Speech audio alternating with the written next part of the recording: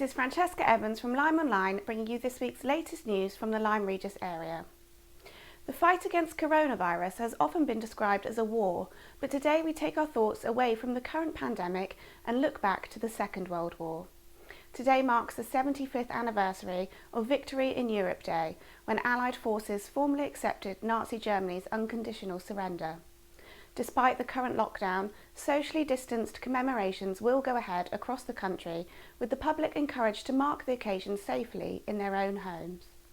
Police and local councils have asked visitors to stay away from the area over the bank holiday weekend to avoid an increase in COVID-19 cases in the southwest. The Mayor of Lyme Regis, Councillor Brian Larkham, has sent out a special VE Day video message to residents.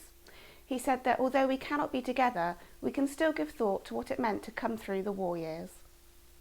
The 8th of May 1945 was a celebration, an airing of relief and optimism for the rebuild that had to follow. A rebuild of the physical infrastructure, but also a rebuild of personal lives.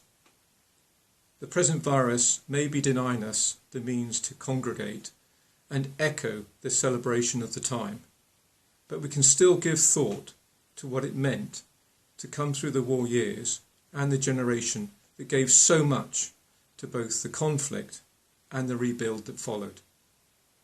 Hopefully, lockdown permitting, we'll all be able to reflect on both VE Day and VJ Day when we meet on the 11th of the 11th Remembrance Day. And perhaps it's in its own way, the current virus is a reminder to all of us who wouldn't have known the World War period, just how vulnerable we are and just how small the world can be when such things extend in the way they can do.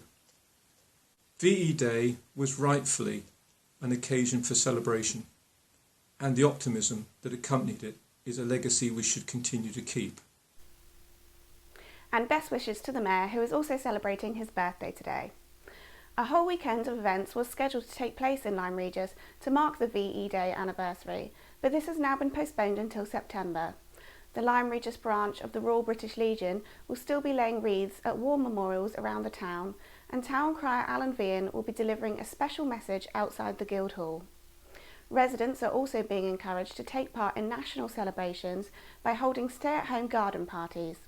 You can find out more about today's programme of events at the end of this bulletin. Guitars on the Beach is the latest local event to be cancelled due to the coronavirus pandemic. The last ever Guitars on the Beach, which in previous years has attracted thousands to Lyme Regis, was set to take place in June, but organisers have now announced they will hold it in summer 2021 instead. However, a virtual version of the unique guitar festival will still go ahead on Saturday, June 27th, including performances from some of the bands which were scheduled to take part, as well as a play-along section. Full details will be announced soon on the Guitars on the Beach website and social media.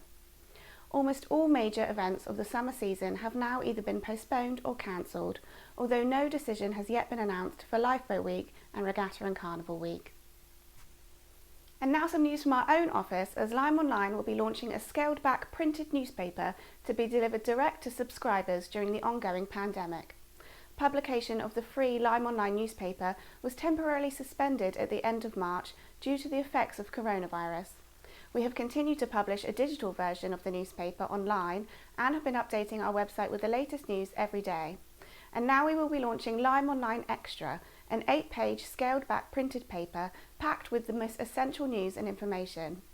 This will be available via subscription, costing just £2 a month. It is hoped it will reach some of the most isolated local residents, in particular those without access to the internet. You can subscribe by calling the number shown on screen now. In local sport, Lyme Regis Football Club has appointed new managers for the coming season, whenever it might start. After long-standing manager Gerard Hitchcock stepped down, the club committee has appointed two senior players, Mark Bailey and Julian Simier, to jointly manage the first team.